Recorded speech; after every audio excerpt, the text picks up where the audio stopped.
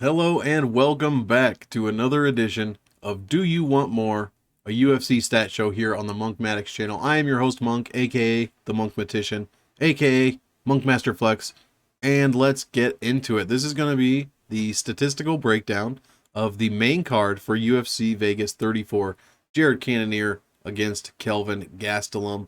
Let's get right into it. All right, our first fight of the main card. And I should preface this by saying, if you are watching this and you're like, but when did you talk about the prelims? Those are the fights I'm really interested in. I need all the statistics on Bia Malecki. Well, check it out. I already released that one at the same time as this one. So that one is out. Go check it out. That is all 6 of the prelim cards, or of the prelim fights on the card here. And we'll see how many more fights we lose, how much time I ended up wasting. So we're down to 11 fights now, so we shall see. First fight of the main card, as aforementioned, Alexander Pantoja, the Cannibal, against Brandon Raw Dog Royval. Royval, I don't know why I said it like that. This is going to be a flyweight fight. 5'5" for Pantoja, 67-inch reach. And I should double preface this, interrupt myself by saying, we're going to try to fly through this. I'm going to bring you, the point of this show is I'm not picking fights in this show. That's a different show. I want to bring you as many statistics as possible, as quickly as possible. So if I'm going too quick, feel free to pause it. Ask questions in the comments, guys. I'll respond to every single comment. If you don't know what a stat means, I'd love to explain. I might not, on the fly, do the best job of explaining all the time. I do try my best, so ask any questions you want. And any stats that I don't have that you might want to see or that you're interested in, please ask about it. I'd love to. I'm always on the hunt for more stats to add stuff in. So let's get into it for real now. Alexander Pantoja, Brandon Royval, flyweight fight. 5'5" is Pantoja, 67-inch reach. Royval is a bit taller, 5'9", 68-inch reach. Orthodox versus Southpaw. And Royval is almost 2.5 years younger than Pantoja here. 23-5 for Pantoja professionally, 7-3 in the UFC. He is currently ranked 3rd. Brandon Royval, 12-5 professionally, 2-1 in the UFC with a current ranking of 6. Almost 43% of Pantoja's fights do see the distance. He does have 8 wins by KO, TKO, and 8 wins by sub as well. Never been finished professionally, never. All 5 of his losses have been by decision. So very interesting little note there. Brandon Royval, 30% of his fights go the distance. He does have 3 wins by KO, TKO, 8 wins by submission, never been subbed. He has been finished 1 time. Average fight time for Pantoja, 11.2 minutes. Royval, 6.3. Ass whoop index, that is the AWI here. You can see my cursor, which you can now. AWI is my ass whoop index statistic. How bad do you get your ass whooped in fights? Or do you whoop some ass? 0 is a complete draw. The higher the number, the more ass that you have whooped. This is a career statistic in this case. So Pantoja has a 4.18 ass whoop index. Excuse me. Make sure I'm not muted anymore. Let's see. 4.18 ass whoop index. That is good for 10th in the division out of 29 fighters. So I failed to mention in this video, the weight class in which the fight is happening is at the top here, flyweight. I have 29 flyweight fighters in my database. And then the rank is the rank of this, whatever statistic I'm talking about, out of my 29 fighters. So that's what that means. So he is 10th for ass whoop index out of 29, so above average. He has a 0.62 power index. The higher the number, the better. And a 0.26 chindex. So this is a lower the number, the better. 0 is perfect. So he's not perfect there. Royval, a negative ass whoop index, surprisingly. We'll get into it, just barely, but it is negative. 2.78 power index, fantastic. That is good for 2nd in the division. 1.82 chindex, that is good for 24th in the division. So not a great chindex there, but pretty small sample size, so we will see how that goes, especially after this fight against a tough striker in Pantoja. Opening line, let's get into some odds. Pantoja opened at -125, currently -174 on average. Royval opened at +105, currently plus 144. So a little bit of line movement there. This fight is a minus 105 that it doesn't go, minus 125 that it does go. And Pantoja is expected to win according to Vegas, plus 215 inside the distance, plus 180 by decision. I'm capping this fight pretty close. 52% for Pantoja, 48% for Royval. I think this is much closer than the Vegas line indicates. But like I said, that's a different show. That's just kind of what I'm capping it at there. We'll get more into that later in the week, Thursday or Friday. Couple notable performances and notable performances here. Royval, his 3 fights. Kai Kara France, round 2 submission win. Round 2 submission win over Tim Elliott. A fight in which he was losing. That is a win, which he has a negative ass whoop index. So he was getting his... We'll have to look at that here. And then the Brandon Moreno loss, round 1, which was one hell of a fight. Hell of a fight. And then Pantoja's losses are against, decent people. Askar Askarov, undefeated fighter. Davison Figueiredo, ever heard of him? Fight finishing data. Excuse me, I got a little tickle in my throat. Pantoja has finished 57% of his wins. Never been finished, as we went over before. All of Royval's 3 fights have come by way of finish. Fight finishes here, graphically. 2 TKO wins, 2 sub wins for Pantoja, and then the 2 sub wins also for Brandon Royval. And like I said in my last video, anytime there's numbers clusterfucked together up here, that means 0, so just ignore that bullshit and pay attention to the other stuff. Sometimes it organizes itself in such a fucking strange way. I really don't get why it does what it does sometimes, but that's okay. That's for me to worry about, not you. Round finishing data, just put these stats in. I kind of like to have them, especially from a gambling standpoint. Pantoja with 3 round 1 finishes out of 10 fights. That is fantastic. And a round 3 finish there as well. So that is a good number. Anytime you see a round 3 finish, I've come to find out, those are usually guys, with the exception of like a Derek Lewis against Volkov. I know that was 5th round, but you get my point towards the end of the fight. Usually it's guys that have decent cardio. There are, those fighters that stand out. Anomalies is the word I just couldn't think of for 20 seconds. There are anomalies there, like I said, Derek Lewis in that case against Volkov, a few other people, but usually you have decent cardio. Both of Royval's wins have been round 2 finishes, and his loss was a round 1 finish, but I'm pretty sure, if I recall, that was stopped with like 1 second left, I think. In the fight, he had a dislocated shoulder, if I believe. Yeah, because I'm pretty sure Clint was talking about it today. Somebody I was watching was talking about today, the Die Hard MMA podcast, about how he had 1 second left or something, and they could have just popped it back in the corner, but the ref stopped it with 1 second left. So shout out Clint, Die Hard MMA podcast, Pub Sports Radio, etc., etc. Let's move on. Ass whooping index data. This is the ass whoop index breakdowns, by way of finish. Finish win. Alexander Pantoja has a 34.84. That is a 9th in the division. He has no finish losses, so fantastic there. And a negative AWI in decisions, so does really well when he finishes, which is most of his fights. Brandon Royval, 14.15 AWI in finishes, minus 43 in his loss, and no decisions there. Let's get on to some real numbers, real hardcore numbers. Let me take a break here for some...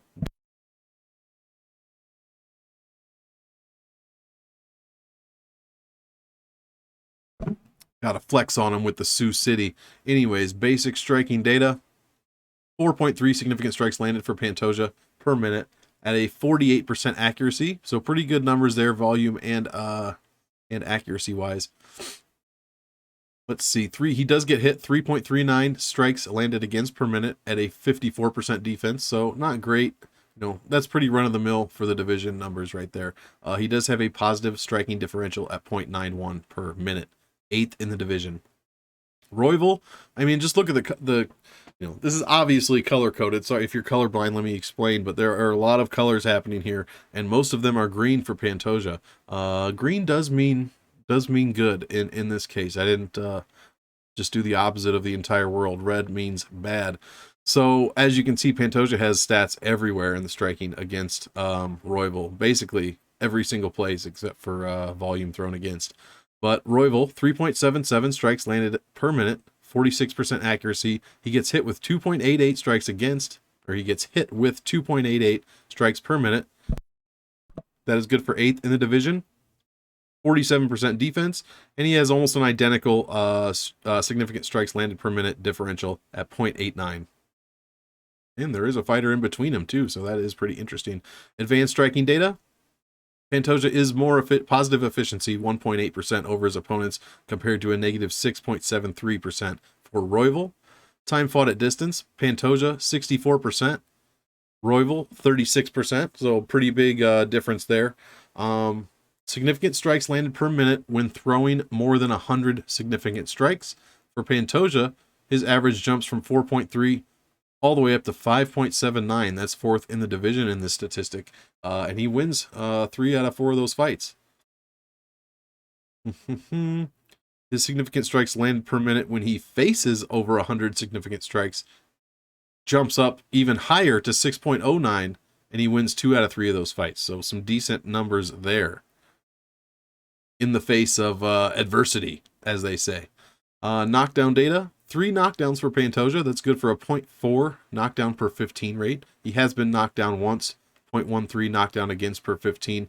He has won every fight that he scored a knockdown in, and he did lose the one fight he got knocked down against in. I know that's poor grammar for the preposition nerds out there. I apologize. Brandon Royval, 2 knockdowns. 1.57 knockdown per 15. That is 3rd in the division. That's a very high rate. He also has been knocked down once. 0.79 knockdown against per 15 rate. 100% knockdown win rate. And again, this was a common theme in the prelim breakdown that I did. I think at least 4 out of 6 of the fighters had this same statistic. In the fights that they have been knocked down, they've won those fights. I mean, it's probably only one fight, but still, it's probably only one knockdown, one fight. But still, they did win that fight, and that is a common theme here. I swear it was at least 3 or 4 of the fighters in the prelims that all had that stat, so it keeps popping up on this card. Could be interesting if we get some knockdowns here. Pantoja, takedown data, 0.94 takedowns landed per 15. So not a big number there. That's about average in the division at a 35% accuracy. He is just under 70% takedown defense, stuffing 43 out of 63 takedowns against. That is a 2.68 takedown landed per 15 against. So that is a very high number for this division, especially. The other side, Royval, 1 for 1 on takedowns. It's a big fat hundo. Has stuffed 7 out of 13 for just over 50% defense. Not great. People do like to shoot on him. 12.5% opponent takedown shooting rate. That is the highest in the division. So between Moreno, Kai Kara-France, and let me cheat. Tim Elliott. That is a very high number there. Where were we? Takedowns. Advanced takedown data. Actually, let's not skip the takedown differential. Negative 0.1 or negative 1.74 for Pantoja. Very bad. Very poor.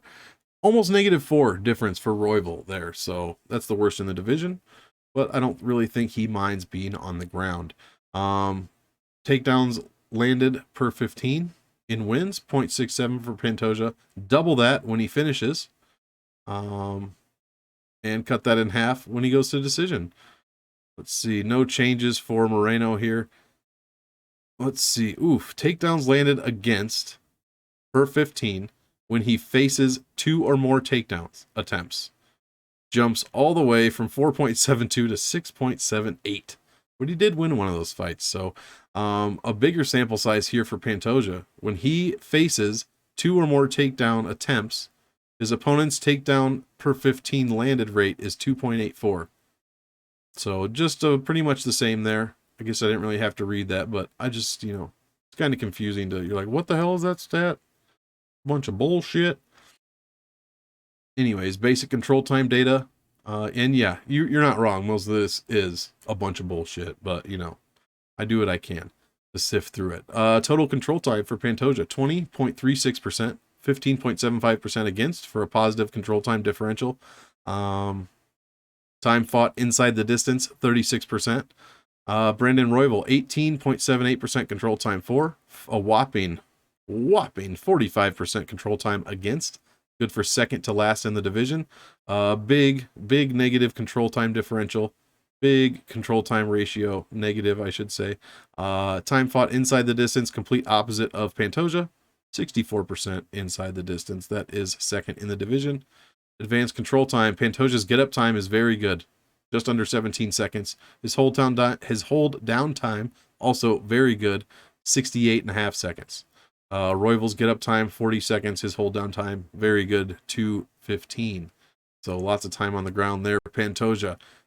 Control time activity rate, the mark of the beast. Good for 18th in the division. I can't even say it. It's such a fucking scary number, dude. I can't even do it. Royval, 4.74 control time activity rate. That is good for 24th out of 29. So not a great number there.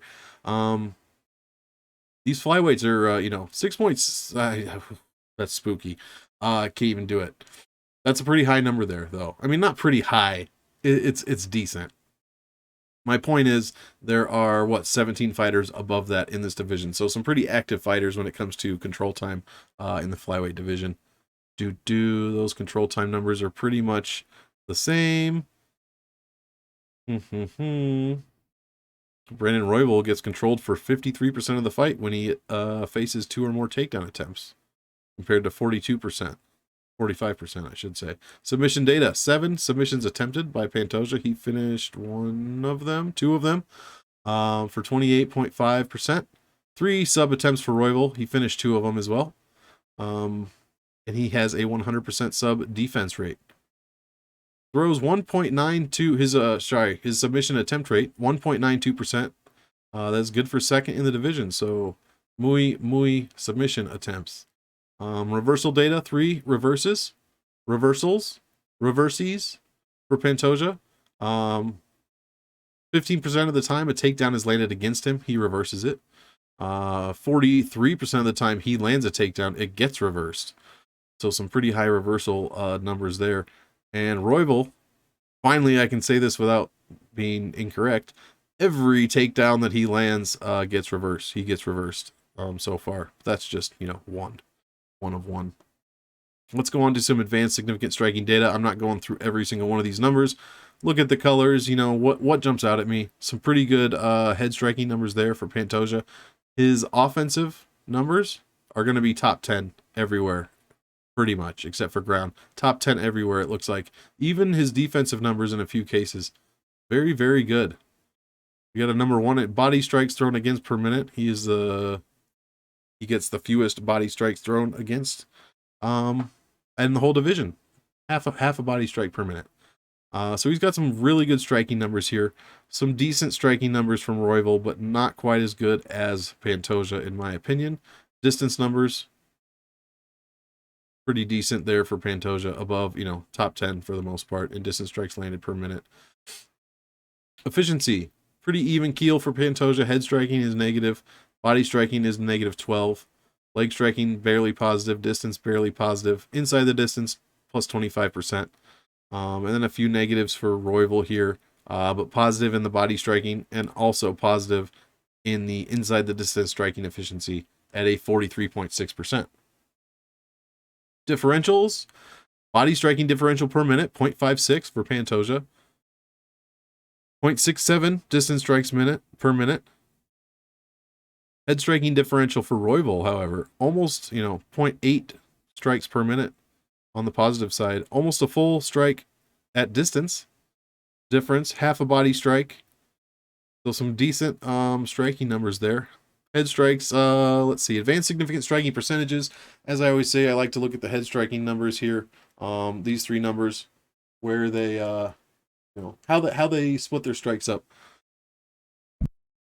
How they split their strikes up throughout the fight. We have some, are they headhunters, basically, is what I'm looking for. Pantoja, 73.39% of his strikes thrown are to the head. Significant strikes thrown to the head. 16% to the body, 10% to the legs. I love to see numbers just like this. just like this. They're not searching for any one part of the body specifically, but they are keeping you guessing defensively with where they're going to go. Royval, almost identical numbers here. 77% to the head, 13.5 to the body, 10% to the legs. Fantastic. About, 90% distance, so not too much on the ground or in the clinch for either guy.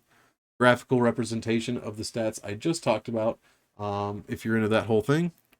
And then last 5 fights, we can ignore it for Royval. It's the same exact stats we just talked about because he only has 3 fights in the UFC. However, Pantoja, 4.49 ass whooping index, a 0.89 power index, and a 0.56 chin index. Let's go up here and look. 418, 62, and 26. Whoops. So he increased his ass whooping index, increased his power index, but also increased his chin index as well.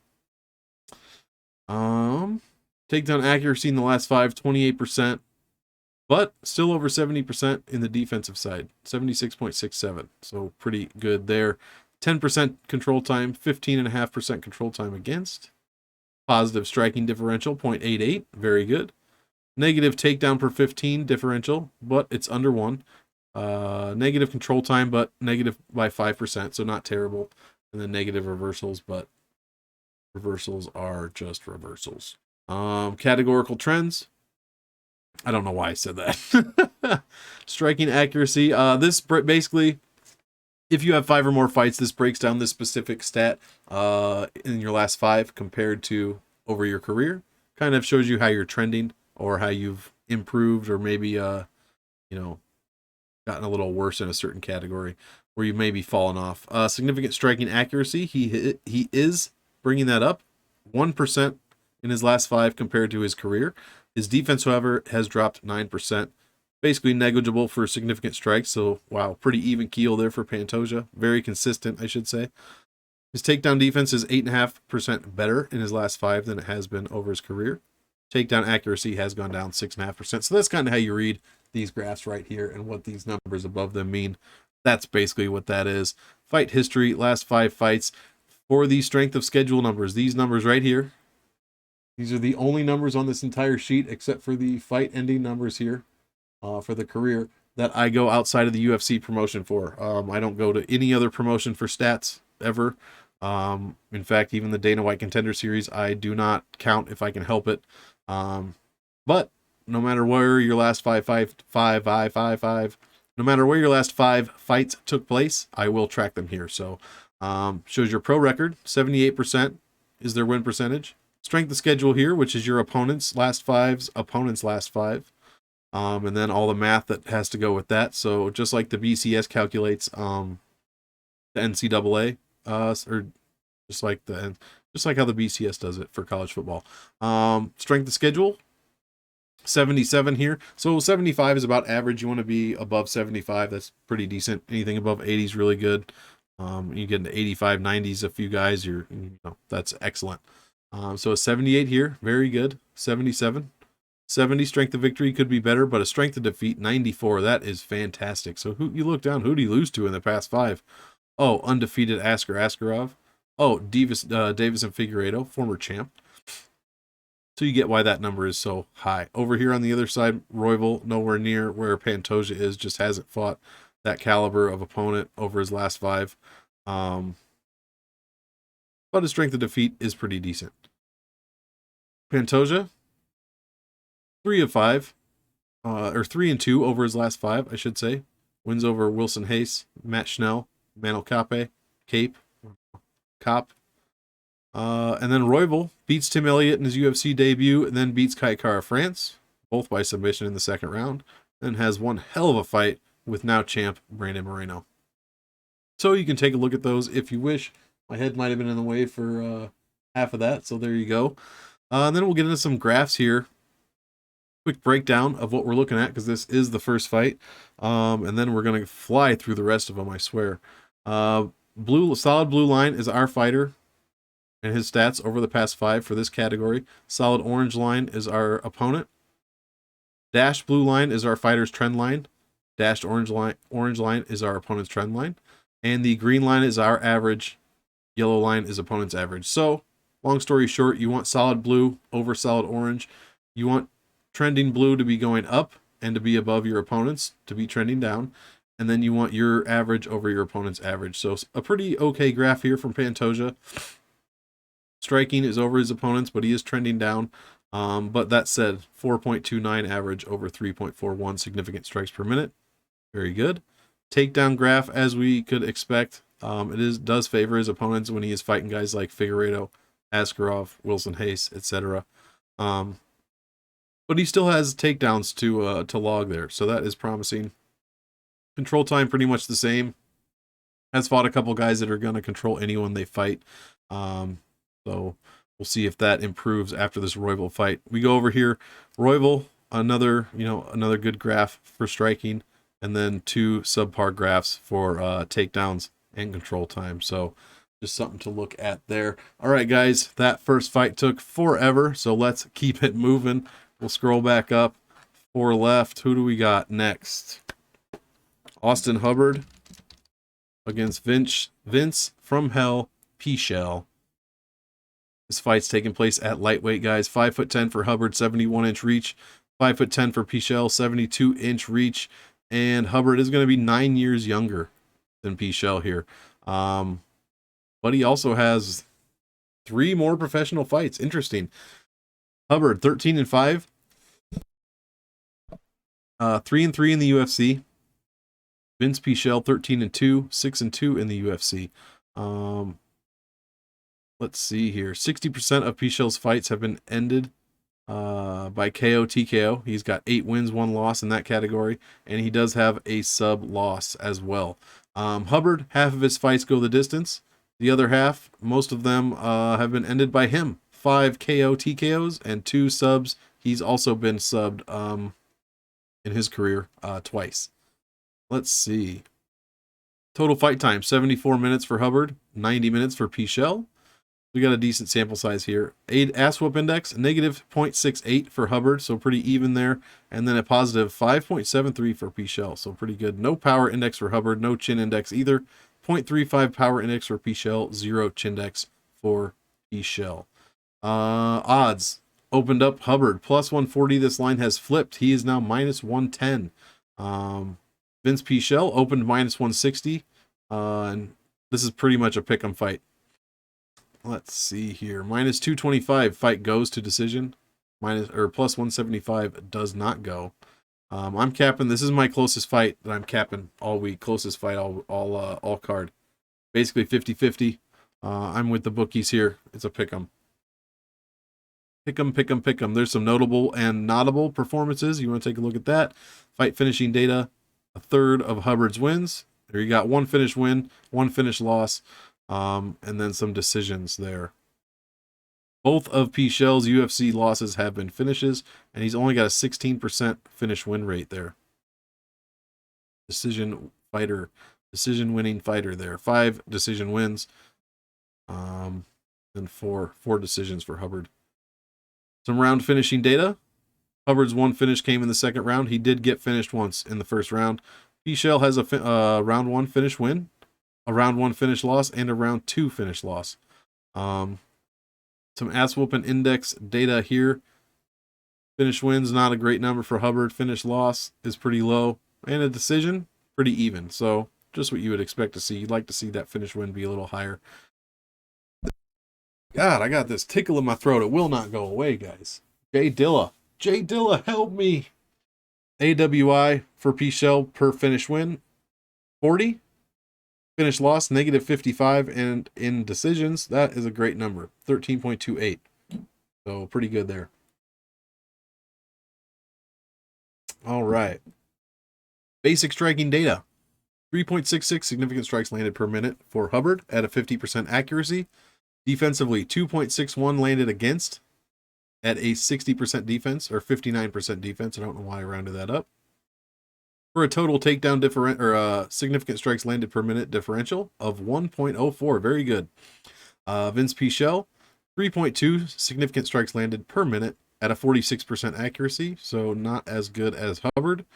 Volume-wise, gets hit less, 2.28 per minute, 57% defense, and just under a 1 significant strike landed per minute differential. So pretty close there. Numbers very comparable.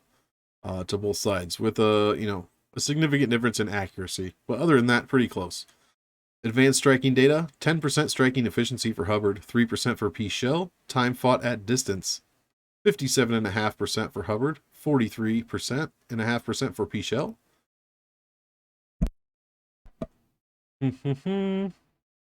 Striking numbers don't change a ton. They do increase a little bit, blah, blah, blah. Knockdown data, nothing for Hubbard. 1 knockdown for Pichel. He did win that fight. Takedown data, 4 of 6 landed for Hubbard. He has stuffed 20 of 34 for 59% defense, so not great. 6.91 takedown attempt against per 15 for Austin Hubbard, with 2.84 landing. Let's see here. He does have an opponent takedown shooting rate of 7.2%. That is 62 out of 68. Negative takedown per 15 differential. Vince Pichel, on the other hand, 3.83 takedowns landed per minute at a 60.5% accuracy, and his defense is awful. He's only stuffed 4 out of 20 takedowns for a 20% defense. Yikes. And he also has an opponent takedown shooting rate of 420. Very strange. Takedown efficiency, 25.5% for Hubbard, and the opposite for Pichel, negative 20% takedown efficiency there. But he has a positive takedown differential. So what are you going to do with that? Advanced takedown data, 4.39 takedowns landed per 15 in wins for Pichel, 1.5 for Hubbard. Not much other data there. Oh, this is a big one. 4 fights. When Pichel faces 2 or more takedowns, like I said, that's 4 fights. His takedowns landed against per minute rate doubles from 2.67 to 5.8. That is a big, big jump there. Control time data. This is Pichel's category here. 36.5% for, 20% against. Hubbard, 18% for, 24.5% against. So he's got a negative differential here. Time fought inside the distance, 42.5% for Hubbard, 56.5% for Pichel. So Pichel rules that the control time data. Get up time, Hubbard, 32.06 seconds.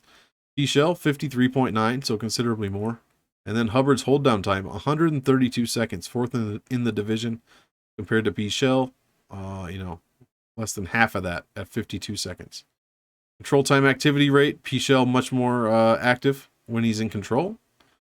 And then the takedown, or the control time percent, when Pichel attempts 2 or more takedowns, jumps from 36.5 to 43.7. And his takedown, or control time percent against, when facing 2 or more takedowns, 41.6% compared to just 20. So if you got somebody trying to take Pichel down, he does not really answer to that too well. Submission data, nothing for Hubbard offensively. 2 attempts against, 1 was successful. And then Pichel has stopped 5 of 6 attempts against him. 2 reversals for Hubbard, 1 against, and a couple for Pichel, for and against. What's jumping out to me here? Advanced significant striking data. Bad numbers to the head for Pichel. For both, actually. For the body, he's decent, but actually some pretty bad striking numbers all the way around for Pichel here. And nothing too great for Hubbard that stands out to me at all. Leg striking, I guess. Everything else is average or below. Striking efficiency, on the other hand, very good. All above 0 for Hubbard, except for inside the distance. He is negative 29.58% efficient inside the distance. And it's the complete opposite for Pichel. He's a little bit negative everywhere except for body striking and inside the distance striking efficiency. Body striking differential, half a strike for Hubbard. A full strike at distance differential for Hubbard there. Nothing too special. Vince Pichel, 0.62 leg strike differential per minute. Half a clinch strike per minute, so a little bit there. And then some low head striking numbers here from both guys. They like to mix it up, which, as I said in my last one, I like to see it. 60.79% of all significant strikes thrown for Austin Hubbard have been to the head, 21% to the body, 18.5% to the legs. 69% to the head for Vince Pichel, 14 to the body, 17 to the legs. Only 67% of his significant strikes have been at distance for Pichel, so that is a pretty low number there. Pretty low number. Graphs for all those. Last 5 fights we can look at as well. 54% accuracy to 44. Defense, 64% to 60. Let's see. Some pretty good defensive striking numbers here. 2.15 landed against for Pichel per minute. 2.21, so almost identical. 60% takedown defense. 21% takedown defense in the last 5 for Vince Pichel there. Control time numbers are pretty even for Hubbard. Let's see. In the last 5, 1.63 significant strikes differential for Hubbard. Over 1 for Pichel as well. Both have a negative takedown differential. Both have a negative control time differential. And the ass whoop index is pretty comparable. Power index 0 for Pichel, or 0 for Hubbard, 0.5 for Pichel, and neither one has been knocked down. Let's look at the categorical trends here. Hubbard getting better everywhere, even if it's just by a couple percentages. That is fantastic. You love to see that. The guy has not gotten, he's improved everywhere. I know he's only got 6 fights compared to the 5, so we're only leaving out 1 fight, but still, when that's all green, you love to see it. Pichel, his takedown accuracy has dipped 14% in his last 5 compared to his career, but everywhere else is pretty close. His takedown landed per 15, -2. A whole 2 takedowns difference in the past 5. Strength of schedule, better almost everywhere for Hubbard except for strength of defeat, which Pichel has because he did lose to Gregor Gillespie. Hubbard is 3-2 in his last 5, losing to Joe Selecki, no slouch, and Mark Madsen, also no slouch there. Wins over Dakota Bush, Max Roshkoff, and Kyle Prepolek. Vince Pichel has wins over Jim Miller, Roosevelt Roberts, Joaquim Silva, and Damian Brown in his last 5. So we'll slide up so you can see those numbers there, and then we get to the graphs. Hubbard, great striking graph. He's trending up, much higher than his opponent is. Takedowns, both guys trending, both him and his opponent trending down, but his opponent doing much better. He did fight Mark Madsen after all, who landed 8 takedowns per 15 minutes. And then control time percentage, same deal. He is trending up a bit, but his opponent's been doing a little bit better. Pichel trending down in striking, but he is doing better than his opponents. Actually, his opponents have him pretty much everywhere. All 3 of these graphs here. So Pichel definitely has some work to do to keep those trend lines going up. That's for sure, especially if he wants to overtake his opponents. So that is the Hubbard and Pichel fight. We'll try to speed this up. We're already at 40 minutes. Good God, man. Parker Porter.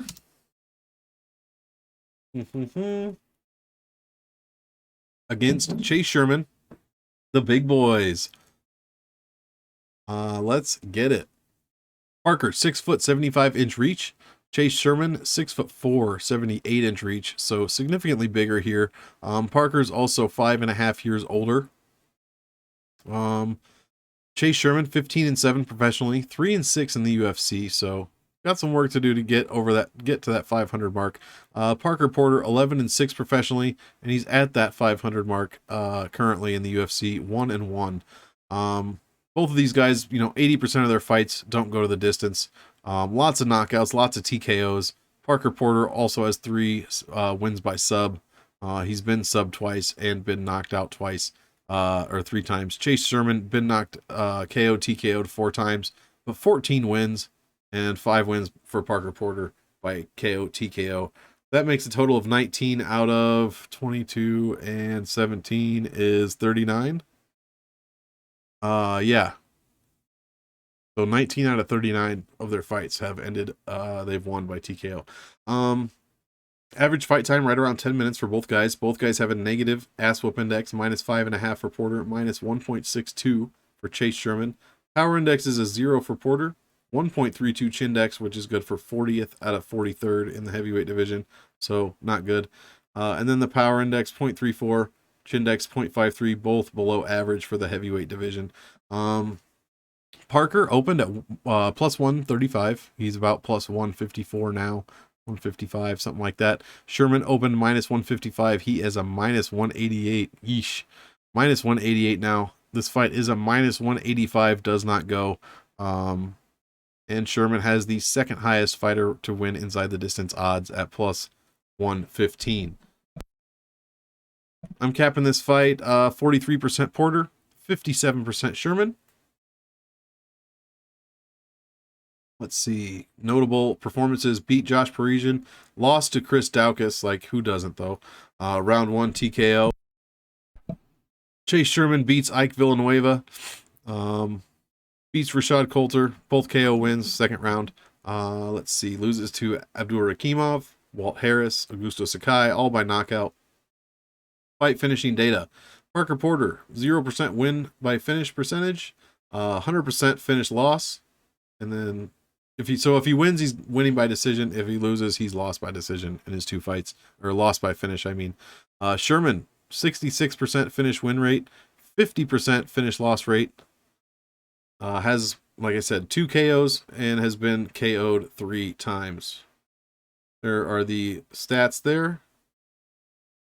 Graphical analysis, I should say. Round finishing data. Parker Porter does have his 1 finish, has been a loss in the first round. Chase Sherman has 2 round 2 finish wins. Been finished in the first round once, finished in the second round once, finished in the third round once. So he likes to get finished in every round. Ass whooping index. Pretty close. Minus 56 for Parker Porter in his finish loss, and then does have a 10 AWI in his 1 decision, so that's a good number to have. And then Chase Sherman's numbers, there. Basic striking data, let's get into it. 7.34 significant strikes landed per minute for Parker Porter at a 51% accuracy, so pretty good there. Throws the second most significant strikes per minute at 14.38. Defensively, gets hit a ton, 7.76 significant strikes landed against per minute. So all those strikes he throws, he gets hit with even more. And that's at a 47% striking defense. His differential is a minus 0.41 per minute. Chase Sherman, 6 significant strikes landed per minute at a 45% accuracy, so not quite as many as Porter, but his defense is better, 5.7, so he's almost getting outstruck, but not quite. At a 53% defense, his significant strikes landed per minute differential is 0.23. So both of them hovering right around 0, but Porter is negative. Significant striking efficiency, about the same, negative 2%. Time fought at distance for Parker Porter, 71.75. Compared to Chase Sherman, 90% of his fight time has been at distance. That is the 4th most in the heavyweight division. Those are about the same. Knockdown data, 0 for Porter, has been knocked down twice and has lost both of those. Or at least, I don't know if he got, that's not to say both of those. I'd have to look to see. He might have got knocked down twice in 1 fight. But either way, 100% knockdown against loss rate. Chase Sherman does have 2 knockdowns, 3 knockdowns against. Let's see. 0.46 knockdown against per 15 rate. 0.31 knockdown per 15. Basic takedown data. Now this is where Parker Porter gets to brag. 2 for 4. I mean, huge brag, right? 2 for 4 on his takedowns. No one's thrown one against him. Obviously, he has a positive takedown differential from that. And then Chase Sherman has no takedown attempts. He's stuffed 7 of 9 for a 78% takedown defense, so respectable, but still has a negative takedown differential. Advanced takedown data. Parker lands 2 per 15 in his wins, so not a big difference there. Control time data, 22.86% for Porter, only 5.39% against. Chase Sherman is pretty even there, 4.5, 4, and 5% against. So he does have a negative differential there. Time fought inside the distance for Porter, 28.25%. And then Chase Sherman, less than 10% time fought inside the distance at 9.5. Hold down time for Parker Porter, 66.7, so that is decent, above average for the division. And then Chase Sherman, 32% or 32-second get up time, that is top 10. And those numbers are pretty much the same.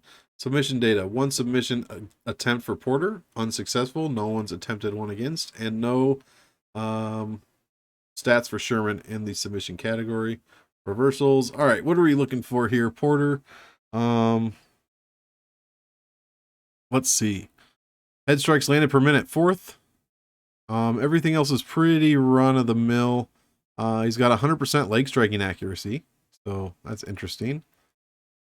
Distance strikes landed per minute, 6.11. That's 2nd for the division. Clinch strikes landed per minute, 1.18. That's 6th.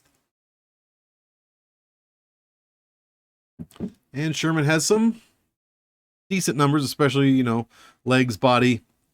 Everywhere else he's pretty average. Volume-wise, though, he does throw a lot. Looks like even more than Parker Porter. At least he's landing. I shouldn't say he throws more, but he's at least landing more. Let's go to advanced significant striking efficiency and differentials. Let's see. Positive 7.69 leg striking efficiency for Porter. Positive 33.12 inside the distance. Everywhere else he's pretty even. And then same for Sherman. Negative 10 striking efficiency. Negative 14 inside the distance striking efficiency. Plus 5 body and plus 5 leg. So pretty average there. Chase Sherman, head strikes differential per minute minus 1.14 to the head. That's huge. Parker Porter, though, same number, but to the body. Negative 1.13. Leg strike differential, Sherman averaging almost a full leg strike per minute over his opponent. Advanced significant striking percentages. Let's see here. 83.5% of the punches, or of the significant strikes that Parker Porter throws, are to the head. 7, almost 8% to the body, 8.5% to the legs. 73% to the head for Sherman, 13 to the body, 13 to the legs. So decent disbursement from Sherman, more so than Porter. But Sherman does throw more strikes at distance, 92 compared to 87.5. I know that's not a huge difference. Both guys obviously favoring distance striking there, as you can tell by this pie chart with hardly any ground strikes for Porter or for Chase Sherman. So actually these graphs are pretty similar for the most part. Last 5, we're not even going to look for Parker Porter, and we can look at a few of them. Let's go to the categorical trends here. Actually, his Chase Sherman striking differential, negative. Takedown differential, negative. Control time differential, negative. Negative ass whoop index. Chin index is higher than power in his last 5. I mean, that's a rough look. And then he is trending down everywhere. Takedown defense, minus 44% in his last 5 compared to his career. His accuracy is good by better by 3%, but his striking defense is down by 4% as well. That takedown defense, oof, awful. Strength of schedule, Parker Porter whoops up on Chase Sherman. Look at this shitty strength of schedule for Chase Sherman. Sub 60 almost everywhere. I mean, 58% opponent win rate, 61 strength of schedule, 56 strength of victory. Like, he beat Ike Villanueva in your last 5. That's it. And you were probably juiced up. Like, bro, what are you doing? Yeah, you beat or you lost to Arlovsky. You're 1-4 in your past 5. Like, that is a tough look right there. And none of them have been as good as Chris Daukaus. So, I mean, I think Daukaus is probably better than Sakai. I think Daukaus is probably better than, I think he beats Sakai. I think he beats Abdurakhimov. I think he beats Arlovsky.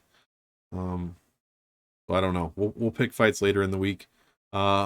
But yeah, the fights there, if you want to take a look. Graph-wise, high numbers here for Parker Porter, but he is getting outstruck. Those trend lines are crazy off the chain. Parker Porter, no defensive takedowns to track, so just him shining right here. Same with control time. Chase Sherman, same deal, gets outstruck. Takedowns, opposite though. Has no takedown data to speak of. Just Augusto Sakai and Justin Willis landed one on him apiece. And then control time, he gets controlled by a few percent. So, and trending down, not a good look. But obviously we know this is not going to be a ground war. This is going to be stand and bang type shit. So anyways, let's move on to the co-main event. because I am getting very sleepy. It's, oh, I don't know, 4 in the morning right now when I'm recording this. But hey, that's what it is. Clay Guida against Mark Madsen. We are only going to talk about statistics in this fight. We are not going to talk about betting or who bet what or who's not betting what or why they're stupid for betting. I'm just kidding. I enjoy the discourse on Twitter, but as I said, we're not going to get into it in this specific show. This is a stat show. All right, we're just throwing stats. We're not throwing bias. Clay Guida, Mark Madsen, 5'7". This is a lightweight fight. 5'7" for Guida, 70-inch reach against the bigger Mark Madsen, 5'8", 72-inch reach. And Mark, who isn't usually younger than the fighters he fights, is younger than Clay Guida by almost 3 years. Guida, 36-20 professionally, 16-14 in the UFC. 43% of his fights go the distance. He has 7 KO TKO wins, 2 losses, 13 wins by sub, 10 losses by sub also. So tons of sub numbers for and against. Mark Madsen, 30% of his fights were ended by KO TKO, 30% of his fights ended by sub. No, he has no losses, so obviously no finishes. Clay Guida, total fight time in the UFC, 350 seconds. AWI for his career, 6.72, a 0.68 power index, and a 0.53 chindex. Mark Madsen, 24.68 ass whoop index, no power index, no chindex there. Opening line, Guida plus 210, and he's currently sitting at a plus 137, so money coming in on the Guida side there. Mark Madsen opened at minus 250, currently minus 167. This fight is a minus 205 that it does go to decision. I'm capping this fight pretty much where it is for the most part. Madsen, 62%. Guida, 38%. Notable performances, you can take a look at those. Madsen's only fought Hubbard and Danilo Belluardo. Guida has fought everyone. Fight finishing data. Guida finished 37.5% of his wins have come by finish. 57% of his losses have come by finish. Madsen finished one of his 2 fights. Let's see. Guida, as we said, are in the UFC. 4 sub wins, 6 sub losses. 2 KO wins, 2 KO losses. But mostly decisions. 7. And then his next highest stat is 6 losses by submission. So round finishing data, Mark Madsen did finish one of his fights. In the one fight that he did finish in the UFC was in the first round. Clay Guida has 2 first round finish wins, 3 round 2 finish wins, and 1 round 3 finish win. He's also been finished in the first round 3 times.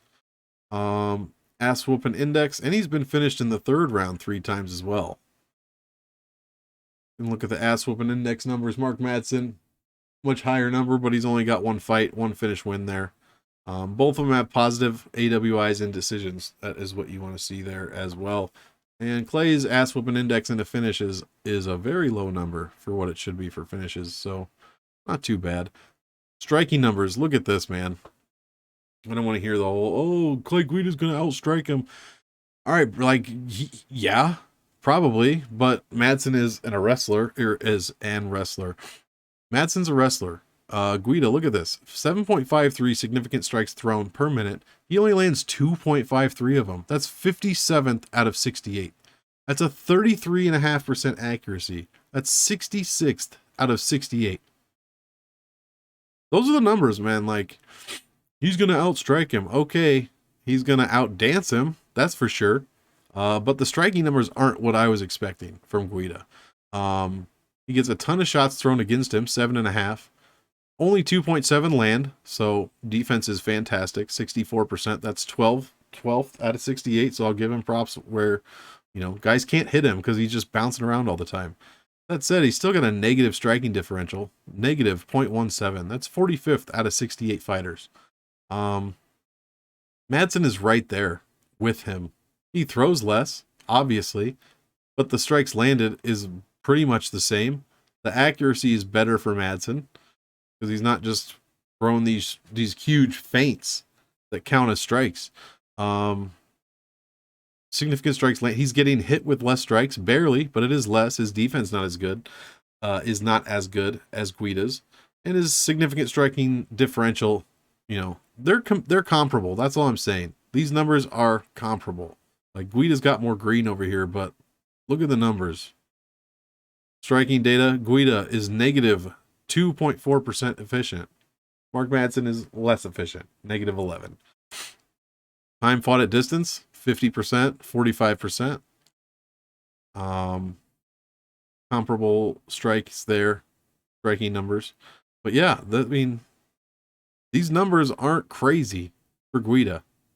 All right, nobody's blowing anybody out of the water here.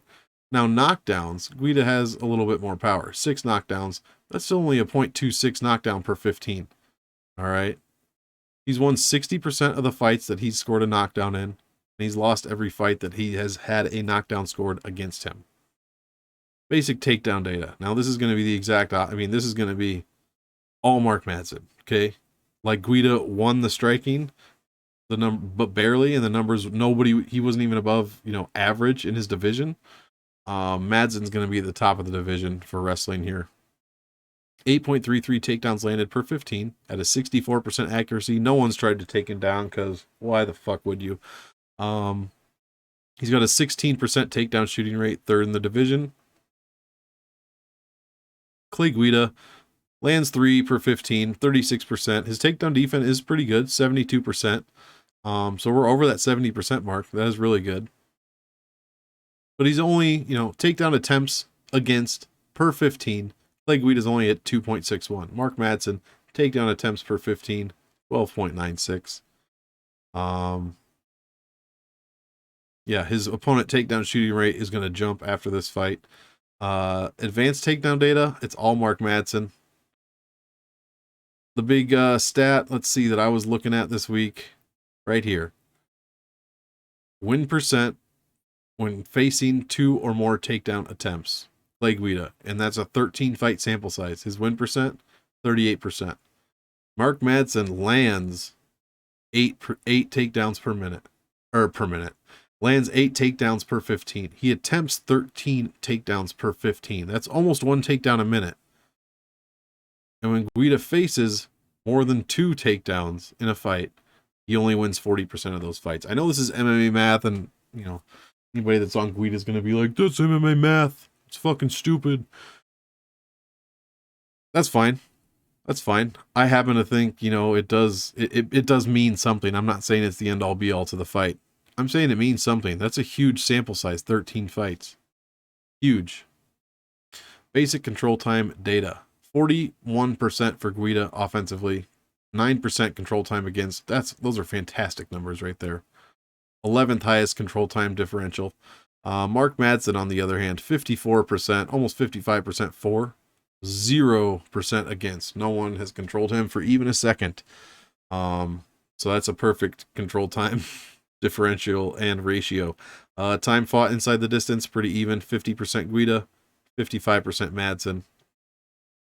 Guida's get up time, 31 seconds. Hold down time, 44 seconds. So not, about average.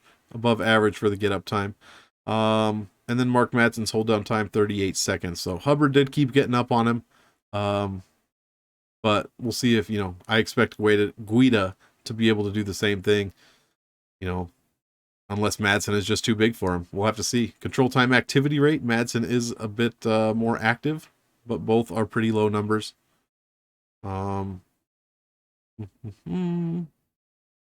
Control time when attempting 2 or more takedowns for Mark Madsen, 54%. So actually, that's the same exact number. Never mind. It was just so high that I had to read it twice.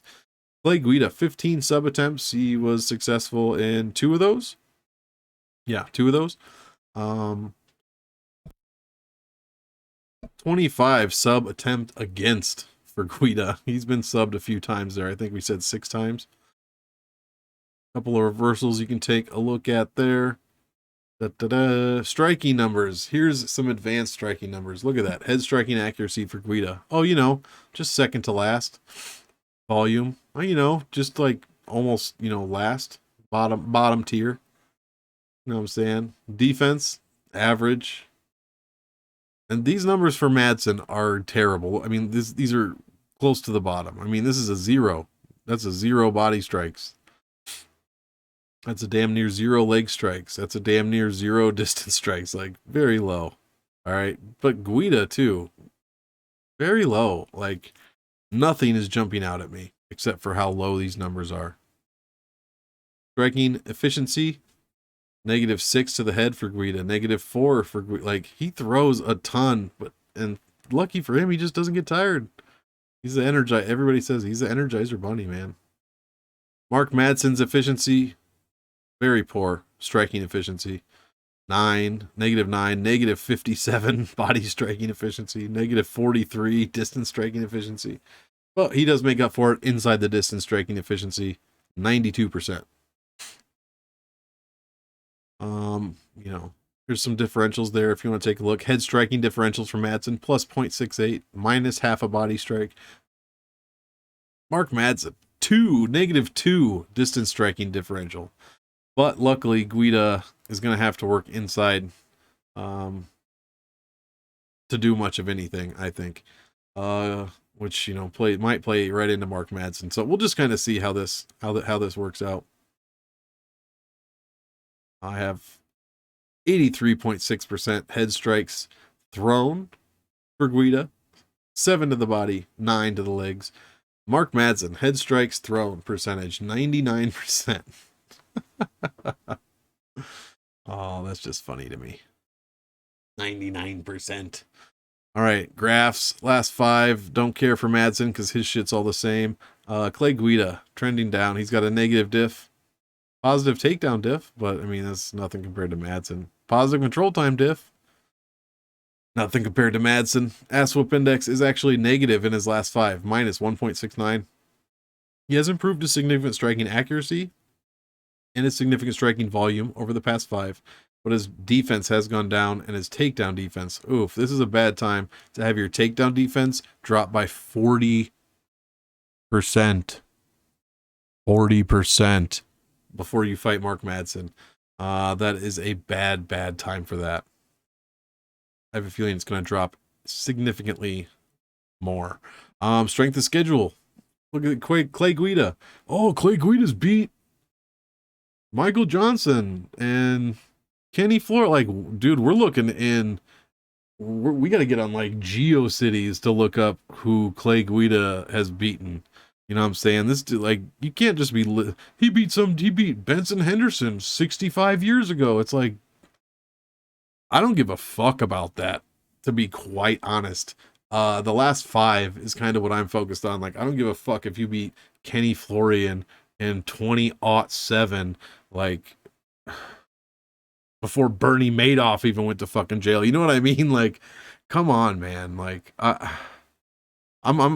those are decent wins and tough guys back in the day, but that's like saying, oh, Cerrone beat, you know, blah, blah, blah, is fucking 10 years ago. Like, I don't want to hear that. I don't want to deal with extreme recency bias either, but I'm not trying to hear who you beat 10 years ago. Like, that means nothing compared to the fight that we're talking about on Saturday. Anyways, that's a little side rant that I just went on because I'm exhausted. Anyways, strength of schedule, 65. For Clay Guida, opponent win percent. Strength of schedule, 68. Strength of victory, 53. That means the guys he's beating, they're barely over 500. Their opponents are barely over 500. Like, strength of defeat is only 71. I mean, I'm not saying Mark Madsen's is much better, because it's not. His strength of victory is much better, but it's still bad. But, come on, Clay Guida. Like, you lost to Jim Miller in less than a minute. You got subbed. You lost to Bobby Green, who is no slouch. You lost to Charles Oliveira, who, you know, has the title. But you're going to talk about you got wins over BJ Penn and Michael Johnson. I ain't trying to hear that, bro. I ain't trying to hear it. There's a couple. I know my head was in the way for the BJ Penn and Charles Oliveira shit. I mean, look at these AWIs. Like, you beat BJ Penn in 2019, and you had to go by decision. You didn't finish BJ Penn in 2019. Michael Johnson, like, I'm not gonna say washed, but yeah. So, anyways, let's go down to some graphs. Significant strikes. Let's see. You're trending down. Your opponent is also trending down, but is much higher than you. Takedowns, very good. Trending way up.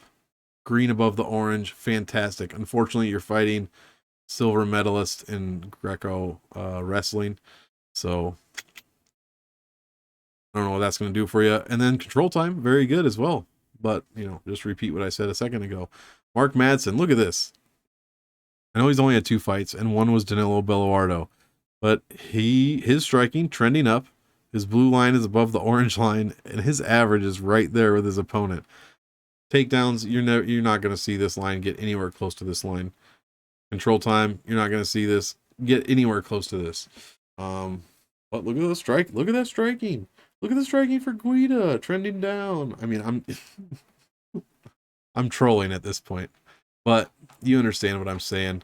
That striking not way much closer than I expected, and if not much closer, if you don't concede that, you must concede that Clay Guida's striking numbers are pretty subpar for the division. Pretty subpar. Last fight of the night, guys. And we are at 1 hour and 5 minutes, so we'll try to go through this. Main event, Jared Cannonier, Kelvin Gastelum. Let's go. Middleweight fight, Cannonier 5'11", 77-inch reach. Just huge compared to Kelvin Gastelum, 5'9", 71-inch reach. And I forget who said it. It was probably Clint earlier, I'm sure. Either Clint or Locke, MMA Lock of the Night, who did a show together. Great show, by the way, fellas. Surprised that Kelvin Gaslam is only 29 years old. He's been fighting forever. He has 19 fights in the UFC, and he's 29 years old. He'll be 30 in October. That's mind-blowing. Meanwhile, Cannonier, 37 years old, and has 11 fights in the UFC. I know he got started a little later, but still. Professionally, Cannonier 13-5, 6-5 in the UFC. Kelvin Gastelum 17-7 professionally, 11-7 in the UFC. Won no contest. Let's see, 50% of Gastelum's fights go the distance. He has 6 wins by KO, TKO, 4 wins by sub, and he has been sub twice. Never been finished by knockout, TKO. That's kind of a note there. Dude's got a chin. Dude's got a chin for sure. Jared Cannonier, 28% of his fights do go the distance. 61% of his wins, 61% of his fights have come by KO, TKO. 9 wins, 2 losses. And then he has 2 sub wins as well. All that said, his ass whoop index for his UFC career is negative 2.05.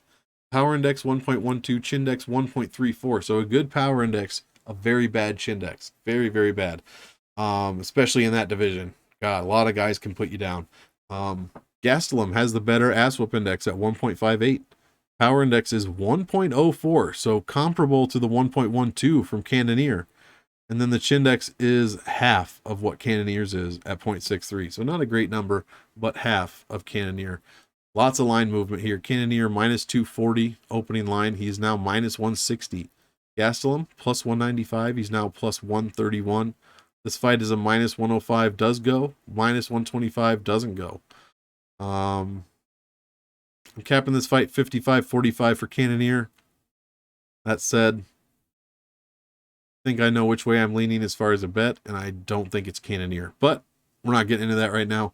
Notable performances. Notable performances. Take a look at those. Fight finishing data. 83% of Cannonier's UFC wins have been by finish. 40% have been by loss. Or finish loss. Gastelum, just under half of his wins have been by finish. Just over half of his wins have been by decision.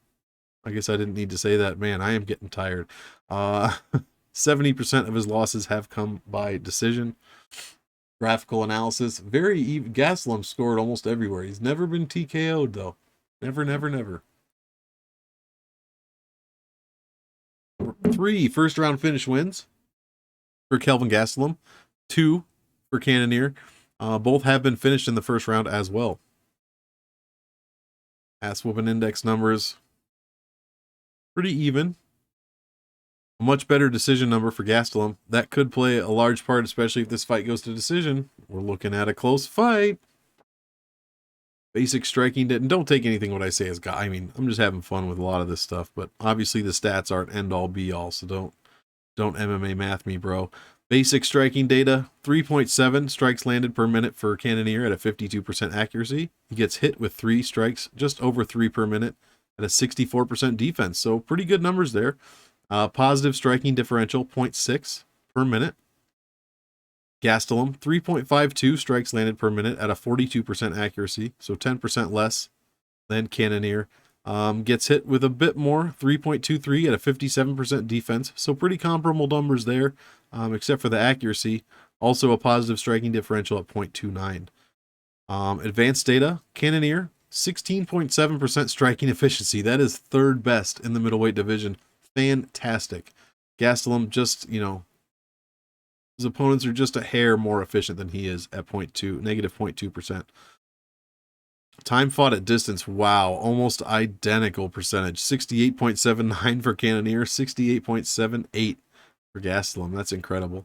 Large sample size here, so I'll read it off.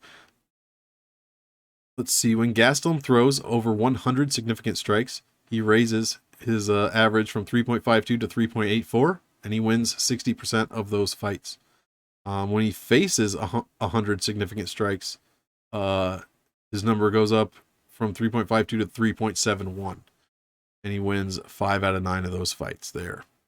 Knockdown data, 0.62 knockdowns per 15 for Cannonier, 0.55 knockdowns per 15 for Gastelum, so very close. Very close. Knockdown win rate, only 57% for Gastelum, but only 50% knockdown against loss rate. Hundreds for Cannonier over here. Takedown numbers, Gastelum takes this one.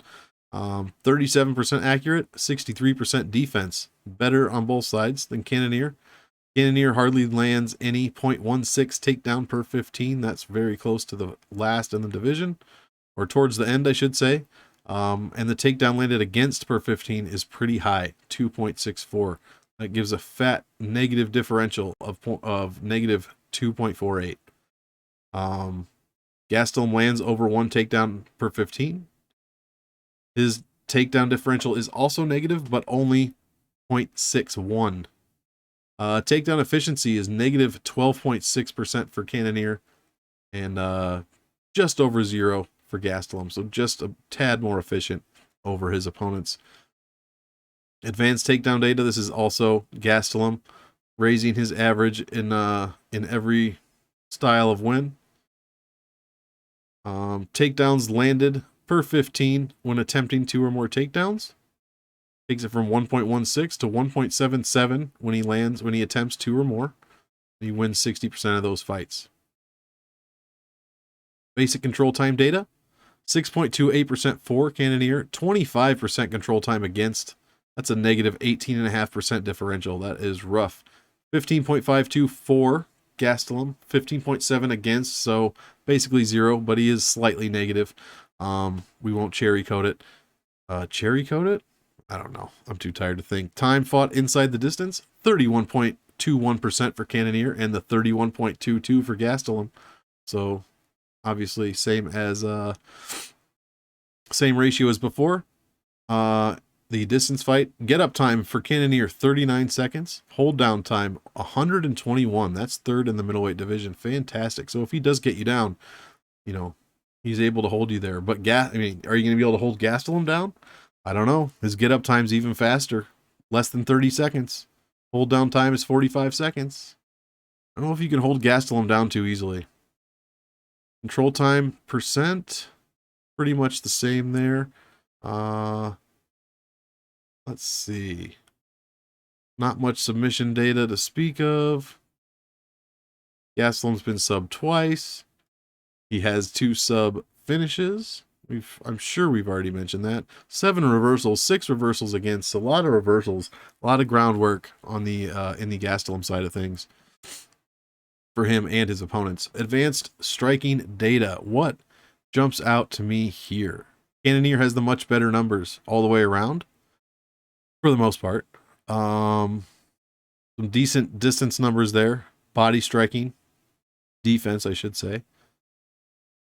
Everywhere else, though, is pretty... All these guys' numbers pretty average, though. Some ground strike numbers for Cannonier. Pretty good. Fourth in accuracy. But then when you get to volume, you know, kind of about average. A little above average. There are 57 fighters in my database here. So we're in the 30s and teens for the most part. 20s and teens for Cannonier. I'm just rambling at this point. Advanced significant striking data, or efficiency and differentials. Positive efficiency across the board except for Cannonier's leg striking efficiency. That is just under 0, but everywhere else, fantastic numbers. 16%, 17%, 12%, 60%. Fantastic. Positive differentials pretty much everywhere. And then Gastelum. Positive body striking efficiency, positive leg striking efficiency, but just under 0 everywhere else. Head striking differential 0.3 per minute, positive side. You know, nothing really jumping out at me. Some pretty low differentials there. Striking numbers pretty even. 80% of the strikes thrown from Cannonier are to the head, 8% to the body, 11, almost 12% to the legs, 82.5 for Gastelum to the head, 10% to the body, and 7.5 to the legs. Take a look at the graphs there. Pretty comparable for the most part as far as offense and defense significant striking. Last 5 fights, we can definitely take a look. 52% accurate significant striking accuracy to under 40. Cannonier is going to take the striking, is what you're going to see here. Cannonier is going to take all the striking numbers for the most part, but no takedowns attempted. He has a 79% takedown defense in his last 5, with Gastelum only having a 30% takedown accuracy. Interesting to note that. 5% control time to 15% control time. We've got an even striking differential, a -2 takedown per 15 differential for Cannonier, -10% control time. So we've got a negative striking differential here for Gastelum, but a positive takedown number, a positive control time number, positive reversal number. So at least he's trying to balance out the negative striking with that. The ass whoop index has switched from what we started with. Power index is crazy high for Jared Cannonier in his last 5. That chin index is even higher, or even higher than it was, I believe. 1.57. That's crazy. Gastelum, no power index and a high chin index of 1.23. How are we trending? Gastelum trending down almost everywhere except for his takedown volume. Cannonier, though, also trending down in his striking. And his takedown accuracy, -33.33% over his last 5. But his takedown defense has improved 25% over his last 5 compared to his career. So that is good when you're going up against a guy like Gastelum, who's not, you know, a strict wrestler by any means, but he can throw that in there for sure if he needs to. Strength of schedule. These two, I believe, have the 2 highest strength of schedules on the entire card, so no surprise there. Very good for both guys. And Kelvin's is phenomenal, almost above 80 almost everywhere. And Cannonier's pushing 80 as well, so very good. 3 and 2 in his last 5 is Cannonier, with wins over Jack Hermanson, Anderson Silva, David Branch, losses to Dominic Reyes and at light heavyweight, and Robert Whitaker as well. Both guys have losses to Whitaker. Gastelum only 1 and 4 in his last 5, with Ian Heinisch being his lone win. Hate to see this guy lose again, but I mean, I'm a Gastelum fan. I like watching him fight. I mean, how could you hate on Kelvin Gastelum? Like, what did he ever do to you? You know what I mean? What did he ever do to you? So, yeah, I don't know. I'd hate to see the guy get another red loss ticker up here, but you never know. Take a look at those. Let's see. We do have 2 common opponents here. So, you can compare stats. Both of them had a negative striking differential to Whitaker. Gastelum got taken out 4 times by Whitaker. Yeesh. So, yeah. And I really want this video to come to a close because I want to go to bed. So we're going to keep scrolling to these graphs here. All right, guys. Let's see. Strikes landed per minute. Trending up, opponent trending down, and the blue line has been pretty consistently above the orange for the most part, looking good. Takedowns, nothing to speak of offensively, but his opponent is trending down. You like to see that. Control time, not too much offensively, 5%. And then the opponent 3 times that, trending up just barely. Kelvin Gastelum, let's see. Striking, trending down compared to his opponent. So not too great there. Orange is above the blue. But then your takedown numbers looking fantastic. Trending up, way up for the most part when you were at 11.54 against Jack Hermanson. But that's about it as far as takedowns go. And then control time, same deal. Couple of fights up there at the top though. Looking pretty good, 15% average, trending up. An opponent is significantly lower than he is on that trend line as well. So, guys, those are the stats. We did it. We did it. Those are the stats for the main card, UFC Fight Night, or UFC Vegas 34, UFC Fight Night 29, on ESPN 57, who knows what the fuck it's called. Cannonier versus Gaslam. So if you're still with me, thank you so much. Sorry if I was rambling there for a bit. I should have started recording several hours before I actually did. But guys, if you're still here with me, thank you for sticking around. Stats are not the end-all be-all. I always say this in every episode. Stats are not the end-all be-all to choosing fights, or to picking winners, I should say. Watch your tape, do your film study, pair it with the fights, or pair it with the stats, and both of those things working together are going to make you guys money over your bookies. So stack that cash, make your wallets fat, and get all this knowledge. Get all this knowledge here before you make your picks on Friday. So you still have plenty of time to do your tape. We're down to only 11 fights. So you got a couple fights less that you have to watch. So make sure you do that tape. Get my stats, put them in your brain, and then get that money. So thanks again, guys. Hit that like button, hit that share button, hit that subscribe. I'm going to put out another video this week, DraftKings video, all the DraftKings stats. And then I'm also going to try to put out a picks video probably on Friday, when I can get lines that are much, much closer to where they're going to be on Saturday. So look forward to those two. I really hope to see you following me along for that. And yeah, guys, have a great evening, day, afternoon, whatever the hell time it is where you're watching this. Have a good one, and we will see you on the next one. Peace out.